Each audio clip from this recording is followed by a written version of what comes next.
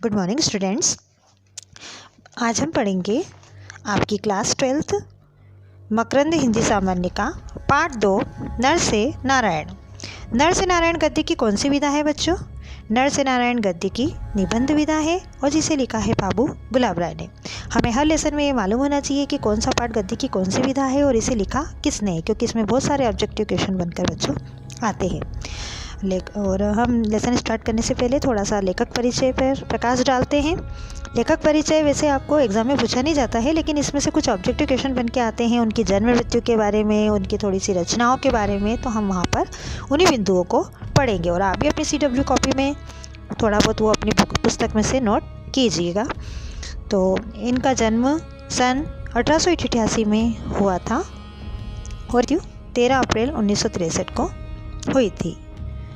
बाबू गुलाब राय की भाषा एकदम सरल सुबोध थी और उनके जो निबंध थे वो गंभीर विषयों पर लिखे गए थे।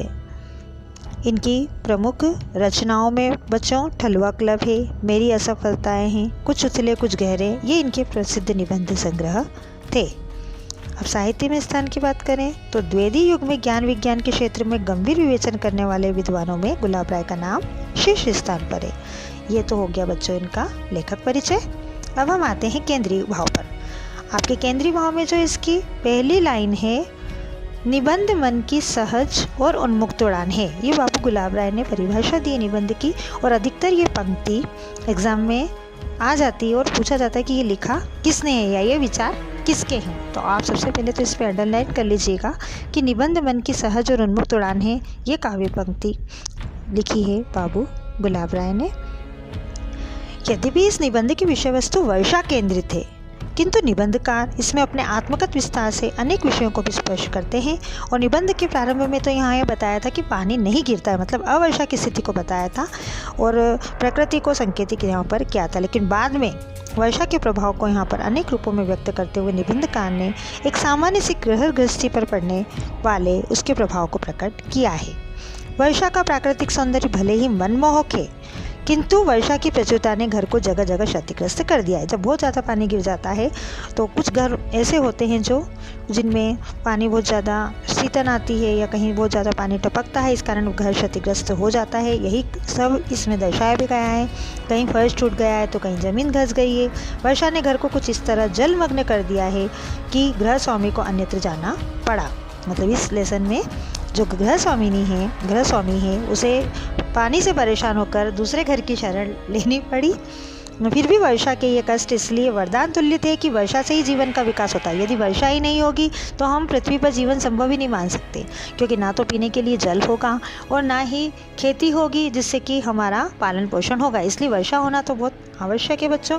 निबंधकार ने यहाँ अपने आप को नारायण के रूप में वर्षा के बीच में अनुभव किया है। नारायण किसे बोलते हैं? जो कि जल में निवास करते हैं। भगवान विष्णु को नारायण कहा जाता है और उनका जो निवास स्थान रहता है वो समुद्र में रहते हैं। वो शेषनाग वाले समुद्र में, जहाँ माता लक्ष्मी भी उनके साथ में रहती है। तो चूँकि लेखक का घर भी जलमग्न हो गया था, इसलिए वो नारायण पोषण करने वाले हैं। वर्षा का जल सृष्टि का पोषण करता है, जिससे वो स्वयं को भी नारायण मानते हैं कि भाई मेरा घर भी जलमग्न हो गया, तो जिस प्रकार से नारायण जल में निवास करते हैं इसी प्रकार से मैं यहाँ पर अभी जल में निवास करता हूँ, इसलिए मैं भी नारायण हूँ। इसीलिए इस लेसन का नाम नर से नारायण बिल्कुल उचित है।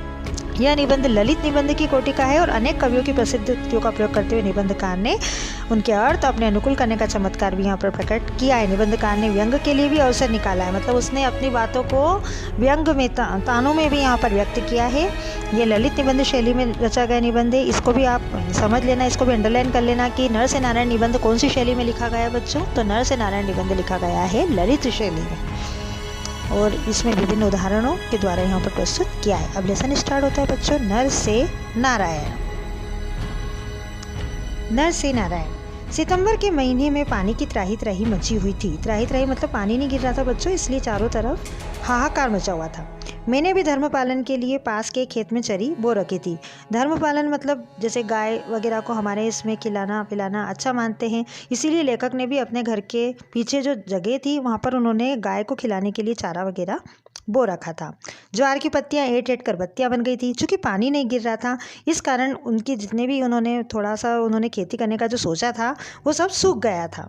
मैं भी जीव दया प्रचारिणी सभा का भूतपूर्व मेंबर होने के नाते नौनिहाल, किंतु अब तन मन मुरझाए हुए नव उम्र पौधों को की बेबसी पर, अपनी गाड़ी कमाई के 20 रुपये की बर्बादी पर 2-4 आंसू बहा देता। मतलब लेखक को ऐसा लगता है कि उसने जो बीज बोए वो उसकी बहुत गाड़ी कमाई के थे, लेकिन वर्षा नहीं हो रही है, इस कारण उसकी फसल नहीं आ पा रही है, इसलिए उसे दुख हो रहा था।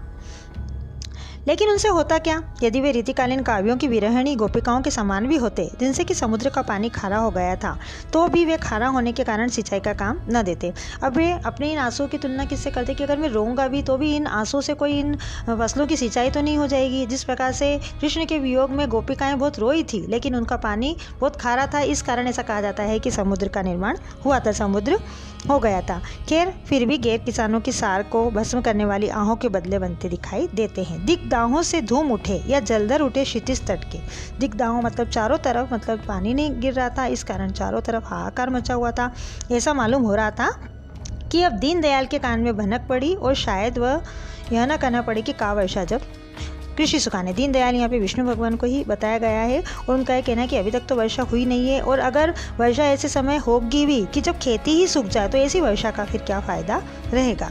धूम धुआरे कारे कजरारे। धूम धुआरे कारे कजरारे मतलब इसी समय फिर ये सब चल ही रहा था कि कहीं बादल आने लगते हैं जो धुएं से भरे हुए या कि वर्षा के जल से भरे हुए रहते हैं। शाम घने मतलब वो काले काले बादल रहते हैं, और जब बादल आते हैं आसमान में तो जो मयूर रहते हैं, मोर रहते हैं, वो उन बादलों को देखकर बहुत खुश होते हैं, नृत्य करने लगते हैं। तो बादलों की उपयोगिता की अपेक्षा में उनके सौंदर्य से अधिक प्रभावित होता हूँ। यहाँ लेखक भी प्रकृति प्रेमी थे, इस कारण वे भी उन बादलों को देखकर बहुत खुश होते हैं। वे बाहर घूमते हैं, और बाहर जब वे घूमते हैं तो उनके ऊपर नन्ही नन्ही बूंदें भी आती है, जिससे उनका मन बहुत प्रसन्न हो जाता है। वे कॉलेज भी जाते हैं, यद्यपि वैसे तो उनकी अधिकतर छुट्टी रहती है, लेकिन उस दिन जब वर्षा होती है इस कारण उनको और छुट्टी मिल जाती है। तो जिस प्रकार से बच्चे जो रहते हैं, जो अचानक रेनी डे हो जाता है और खुश हो जाते हैं, उसी प्रकार से लेखक की भी उस खुशी का ठिकाना नहीं रहता है। वे बहुत खुश होते हैं, वे बहुत हंसते खेलते अपने घर आते हैं, और मेह के कारण शरीर, मतलब मेह यानी कि वही बारिश के कारण उनके शरीर में एक अजीब सी स्फूर्ति आ जाती है, जिससे वे आसमान में छाए हुए बादलों को देखते हैं, उनकी शोभा को देखते हैं, उनको देखकर प्रसन्न होते हैं। और फिर वे अपने बगीचे में भी जो शेफालिका की उदास सुमन वर्षा का तथा धोए धोए पत्तों वाली हरित ललित यौवन भरी ललहाती लोनी लताओं के सौंदर्य को अपने नेत्रों से देखते हैं। पीछे की तरफ उनके घर में भी 1 फुट पानी भर जाता है, लेकिन फिर भी उनकी सौंदर्य उपासना अविचलित नहीं रहती। फिर भी उनको वो बारिश को देखना अच्छा लगता है, क्योंकि कई बार ऐसा हो गया था, इसलिए उन्हें वो कोई डर नहीं लगता है कि वह ठीक है, कोई बात नहीं, 1 फुट पानी तो भरा है, अभी पानी बंद होगा तो पानी उतर भी जाएगा। बच्चे भी, उनके जो घर के बच्चे रहते हैं वो भी, जैसे बच्चों का तो रहता ही है कि थोड़ा बहुत भी पानी भरा जाए तो वो कागज़ की नाव तैरा कर खुश होते हैं, इसी प्रकार से उनके घर के बच्चे भी कागज़ की नाव में तैरा तैरा कर खुश होते हैं।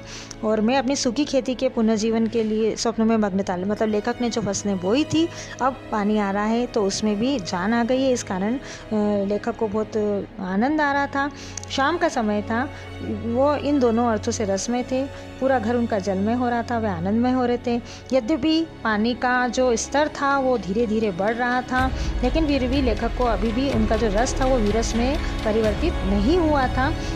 सिमिटी सिमिटी जल भरे ही तालाबा। इस प्रकार से धीरे धीरे जल के सिमटने से, यानी कि जल के इकट्ठा होने से उनके घर के वहाँ पर तालाब भर जाता है। अब जिस प्रकार सज्जन के पास सद्गुण आते हैं, है ना, और आजकल के युग में जो बेकार रहते हैं, मतलब जो बेरोजगार रहते हैं, उनकी जो एप्लीकेशंस रहती है वो ऑफिस में बहुत ज़्यादा इकट्ठी हो जाती है, क्योंकि उनको तुरंत रोजगार तो दिया नहीं जाता। वैसे ही चारों ओर के पानी से मेरे पास की ज़मीन भी तालाब बनी हुई थी। अब घर में इस बात का प्रश्न उठ रहा था कि कहीं इस तालाब का पानी उनके घर के अंदर ना आ जाए, लेकिन फिर भी उन्होंने उस आशंका को टाल दिया कि नहीं यार, ऐसा नहीं हो सकता है, पानी बंद हो ही जाएगा और ऐसा नहीं होगा। लेकिन इसी सब ऊहापोह में वे थे ही, लेकिन वे क्या देखते हैं कि उनके मकान की, वैसे तो उनके मकान की बाउंड्री भी नहीं थी, क्योंकि जब वे देश और राज्य की सीमा को ही शुद्ध समझते थे तो घर के चारों उन्होंने बाउंड्री बनाना भी ज़रूरी नहीं समझा। थोड़ी देर में क्या होता है कि पानी जो रहता है वो रोशनदान के मुंह तक पहुंच जाता है और उसमें से होकर जलप्रपात होने लगता है। जलप्रपात मतलब झरने बहने लगते हैं। मतलब कहने का मतलब है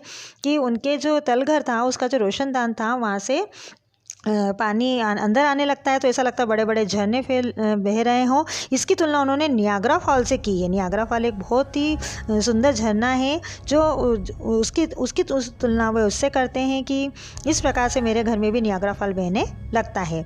अब वे अपने तहखाने की रोशनदानी पर बहुत गर्व करते थे। उनको यूँ था कि भाई शाम भी हो जाती है तो उनके घर में अंधेरा नहीं होता है और वो उस रोशनदान के कारण वे आराम से अपना लेखन कार्य कर पाते हैं। यदि उनके घर में कोई मेहमान भी आता था तो वे उस रोशनदान का या अपने हवादार घर की तारीफ बहुत करते थे कि भाई हमारा घर इतना अच्छा है। लेकिन अब आज तो सौंदर्यप्रिय होते हुए भी उनके तहखानों के जो झरने थे वो मतलब इस बात को उन्होंने इस तरीके से कहा है कि यदि घर फूक तमाशा भी देखना चाहता तो नामुमकिन हो गया था।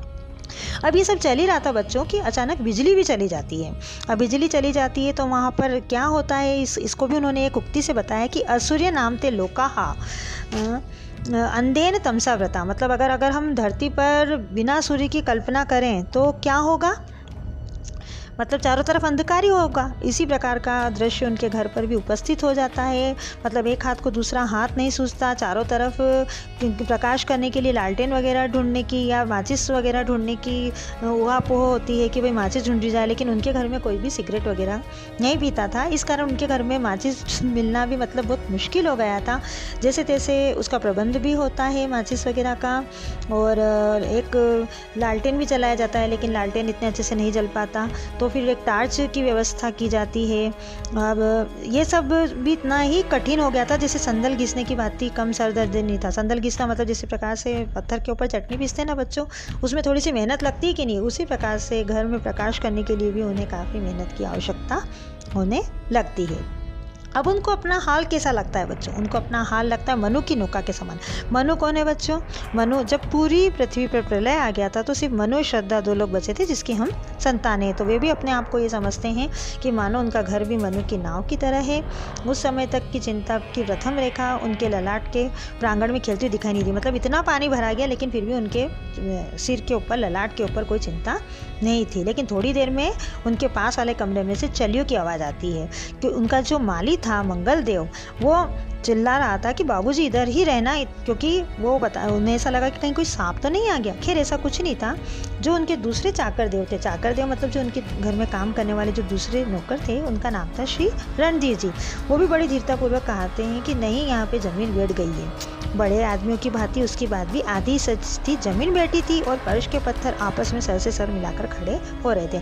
मानो वे सचेत होकर मेरे परित्राण का उपाय सोच रहे कि भाई किस प्रकार से मेरे इस कष्ट से मुझे मुक्ति मिलेगी। उसी समय लेखक के घर में एक भैंस भी थी। वो जो भैंस थी वो कलयुग के व्यास जी ने अपनी अमर कविता से अमर कर दिया था। समस्या मेरे सामने आई कि जो भैंस का जो छप्पर था वो भी अब तालाब बन चुका था। अब उस भैंस को वो कहाँ ले जाए, यही उनके सामने समस्या आती है कि भैया भैंस को कहाँ ले जाए। तभी उन्हें ध्यान आता है कि उनके जो पड़ोसी थे बैनर्जी साहब, उन्हें ये ऑफ़र किया था कि भाई अगर कोई भी तकलीफ़ हो तो आप मेरे मकान पर आ सकते हैं। तभी उस समय तो मैंने उनका वो ऑफ़र स्वीकार नहीं किया, लेकिन अब चूँकि उनका घर तो बिल्कुल प्रायद्वीप जैसा बन गया था और बरामदे शहनगर का भी फर्श बैठ गया था, सारी टाइल से भी मेरे बैठते हुए दिल की क्षमता करने लगी थी। तब उन्हें मतलब मजबूरी में बनर्जी साहब का निमंत्रण स्वीकार करना पड़ता है। वे अपने मकान में ताला लगाकर उनका दरवाज़ा खटखटाते हैं। उनके नौकर मुझे मेरी भैंस को, मतलब सभी को, जो भी थे मेरे नौकर, मेरी भैंस, सबको मैं अपने सभी नौकर चाकर और भैंस के साथ में पड़ोसी के यहाँ पर रहने के लिए जाता हूँ। चिंताग्रस्त मनुष्य को जितनी निंद्रा आ सकती थी उतनी ही उसे, मुझे तो ज़्यादा ही नींद आई वहाँ पर। मतलब क्योंकि सभी मेरे नौकर या मेरी भैंस या जो भी बोले वो सब सुरक्षित स्थान पर पहुँच गए थे। लेकिन मुझे इदम न मम इदम वरुणाय, क्योंकि मैंने ये सोच लिया था कि मैं अपने घर में तो नहीं रह सकता। यहाँ पे कौन रहेगा अभी? वरुण देवता यानी कि इंद्र देवता रहेंगे। निंद्रा भंग करने की यदि कोई बात होती, मतलब उन्हें अगर नींद नहीं आने का कोई कारण था तो उन्हें अपने पड़ोसियों की और सज्जनों की करुण पुकार उन्हें सुनाई दे रही थी कि भाई पड़ोस के जानवर और पड़ोसी लोग भी हैं जो भी उनके समान ही संकट में हैं। तो इस कारण उनकी नींद कभी कभी खुल रही थी या नहीं आ रही थी। अब जब वो सुबह उठते हैं तो क्या देखते हैं बच्चों कि जल प्लावन का व्यापक और बहुत भयंकर दृश्य था। मनु की भांति भीगे नयनों से तो नहीं, कुछ करुण हास्य के साथ में देख रहा था प्रलय प्रवाह। और मुझे भी एक तथ्य की प्रधानता, कहीं उसे जड़ या चेतन दिखाई पड़ती थी। मैं स्वयं अपने को कामायनी का मनु ही नहीं वरन नारायण समझने लगा। अभी तक तो ये अपने आप को मनु समझ रहे थे, जिसकी हम सब संतान हैं, लेकिन अब वो मनु भी नहीं समझ रहे, अपने आप को नारायण समझ रहे हैं, क्योंकि उनके पास भी रीज़न है। नारायण कहाँ रहते हैं? पानी में रहते हैं, और जो पानी में रहता है वही नारायण होता है। चूँकि इनका घर भी जलमग्न हो गया था, जिस प्रकार से नारायण समुद्र में रहते हैं, लेखक का घर भी पानी से सरोवर था। इस कारण लेखक अपने आप को नारायण समझ रहा था। उस रोज अब सिवाय सहानुभूति प्राप्त करने के कुछ न कर सका। महाभारत में भी कथा है कि एक टिटहरी ने चोंच से समुद्र खाली करने का साहस किया था। मतलब अब चूँकि पानी बंद हो गया था, इसलिए बचाव कार्य भी करना था, है ना। तो पहले दिन तो क्या होता है, करीब वैसा ही रहा, उसमें कुछ भी जल स्तर में कमी नहीं आई। कुंभज भगवान अगस्त्य देव की कृपा न हो सके। जो बाल्टी को मौसी देवी की तुलना की दी गई है, जो कि किसकी? कुंभ यानी कि मटके की सगी बहन है, छोटी बहन है। लेकिन उससे भी पानी फेंका जाता तो कोई कारण ही नहीं, मतलब उससे कुछ कम तो हो ही नहीं रहा था, क्योंकि जहाँ भी फेंका जाता चारों तरफ जल ही जलता है, इसलिए जल का स्तर कहीं से कहीं तक भी कम नहीं हो रहा था। दूसरे दिन क्या हुआ, कलयुग का जो यांत्रिकी अवतार है, मतलब फायर ब्रिगेड, जिससे कि ये सब इस समस्या पे निजात पाया जा सके, उसे लाया गया। उसके लिए स्लीपरों की सड़क तैयार करने में विद्यार्थियों ने, जिनमें अधिकांश आगरा कॉलेज के थे, भगीरथ प्रयत्न किया। भगीरथ किसे बोलते हैं बच्चों? भगीरथ वे ऋषि थे जो गंगा को पृथ्वी पर लाए थे। भगीरथ प्रयत्न करना मतलब आकाश पाताल एक कर देना, ऐसा कोई भी काम को करने के लिए ऐसा प्रयत्न करना। घर में कुल 16 स्लीपर थी। विद्यार्थीगण पीछे के स्लीपरों को आगे लाकर सड़क बनाते, उसे मेरे घर ले आए। उस रोज भी भीषण वर्षा के कारण फायर ब्रिगेड को भी हार माननी पड़ी। जितना पानी निकलता उतना ही रक्त बीज की भांति और बढ़ जाता, मतलब पानी का स्तर कहीं से कहीं तक भी कम नहीं हो रहा था। फायर ब्रिगेड भी पानी निकालने की पूरी कोशिश कर रही थी, लेकिन फिर भी पानी कम नहीं हो रहा था। अब तीसरे दिन की बात है बच्चों। तीसरे दिन फिर टिटहरी प्रयत्न शुरू हुआ। परातों से पानी उलीचा गया, मतलब बाहर फेंका गया। चौथे दिन फिर परोहे लगे। पाँचवें दिन बड़ी सिफारिशों से चेयरमैन साहब के सामने प्रार्थी की भांति खड़े होकर अर्ज बंदाज करने में इंजन मिला। अब सेलर का पानी, सेलर यानी कि तहखाने का पानी निकाला और फिर संदों से आया। अब सेलर का पानी तो निकल गया, तहखानों का तो निकल गया, लेकिन नाले से पानी आने लगा। संधे रोकने के लिए कोठी के चारों ओर मिट्टी डाली गई। बाल्टी और परोह की शरण ली गई। बचा कुचा पानी धरती माता ने सोखा और कुछ कुएं ने पिया। इस प्रकार पूरे सप्ताह जब युद्ध स्तर पर काम किया, तब कहीं जाकर जल बाधा मिटी। शायद ब्रज पर भी, यानी कि गोकुल पर भी जब एक बार बहुत ज़्यादा पानी आया था ना, तब उस सब समस्या से भी निपटने के लिए इतना समय लगा होगा, ऐसा लेखक सोचता है। मेरे घर का तो यह हाल था, लेकिन मेरे आसपास भी बहुत खैनी थी, मतलब आसपास भी स्थिति कोई बहुत अच्छी नहीं थी।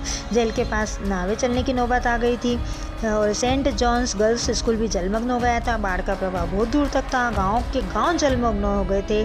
जाने बहुत तो न गई थी, पर बहुत काफ़ी गई थी। 4-5 दिन बाद जब लोग अपने घर लौटे, उनमें से एक परिवार के 6 या 7 आदमी दबकर मर गए। पहले दिन जो लोग घर से बाहर आए हुए थे, उनको घर लौटना मुश्किल हो गया। कई जगह ज़मीनें बैठ गई। आगरा फोर्ट के पास सड़क फट गई। 2-1 जगह सड़क टूट जाने के कारण बिजली के खंभे भी गिर पड़े थे। बाढ़ पीड़ित की लोगों ने अन्न वस्त्र आदि से खूब सहायता की और सभी शिक्षा संस्थाओं को उस समय छुट्टी कर दी गई और उस पीड़ितों को आश्रय दिया गया। मुझे, यानी कि लेखक को भी जैन बोर्डिंग में आश्रय मिला था। अब मैं अपने घर की याद करके हंसता हूँ। उन दिनों जो हास्य रस था वो भी करुण रस में परिवर्तित हो गया था, और उसके देवता कौन थे? वरुण देवता। परिणत हो गया था कि वरुण रस के उस लौकिक अनुभव की ईश्वर पुनरावृत्ति न कराए। मतलब लेखक यही प्रार्थना कर रहे थे कि भगवान ऐसी समस्या फिर कभी ना आए। इस प्रकार से ये लेसन समाप्त होता है बच्चों। अब इसकी PDF फाइल, क्वेश्चन आंसर वगैरह मैं आपको पहले सेंड कर चुकी हूँ, जो आप कंप्लीट कर लें। ओके, थैंक यू बच्चों।